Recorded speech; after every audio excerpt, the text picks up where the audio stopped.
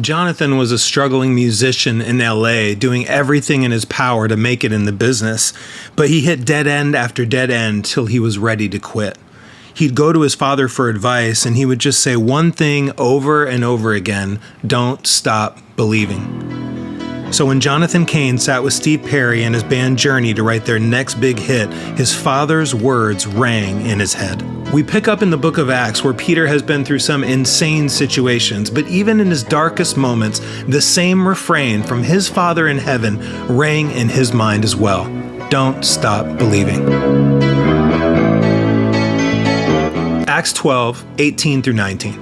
In the morning there was no small commotion among the soldiers as to what had become of Peter. After Herod had a thorough search made for him and did not find him, he cross-examined the guards and ordered that they be executed. Then Herod went from Judea to Caesarea and stayed there. The guards were executed because they messed up with the Christians. And this is not a new thing in the Bible. In fact, today I'd like to take our time to trace back to the resurrection of Jesus to help us keep believing. One of the arguments against a risen Jesus is that the soldiers must have fallen asleep. Then the apostles overcame their fear, came out of hiding, snuck past the guards, broke the emperor's seal, rolled the 2-ton stone away, and grabbed Jesus' body. Oh, and then folded his grave clothes before they made a smooth getaway. This is a silly argument for many reasons, but I'll focus on one here. In his Military Digest number 49, Roman Emperor Justinian published a list of all Roman military offenses that call for the death penalty, going back to the beginning of the empire.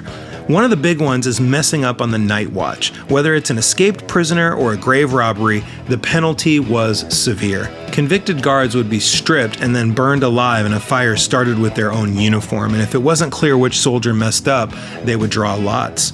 A Roman guard unit would not fall asleep. Dr. George Curry, a student of Roman military discipline, wrote that fear of punishment produced flawless attention to duty, especially in the night watches. And the same goes for Herod's guard on Peter. This is just a good old-fashioned miracle. And I hate that Herod takes it out on the guards, but this is a reminder that humans never a match for the power of God. And we'll hear more about that later in the chapter. Don't get caught working for Herod. Don't be on the wrong side of a fight with the Lord, because you'll lose every time. You may think that folks are getting away with stuff, like Asaph writes in Psalm 73, and it's important on a day like Juneteenth to remember God's justice. In verse 26, he says, "My flesh and my heart fail, but God is the strength of my heart and my portion forever." So trust this, the Herods of this world will answer to God one day, but so will we. So if you find yourself in spiritually tough times right now, hold on to the miracles of escape and resurrection, and don't stop believing.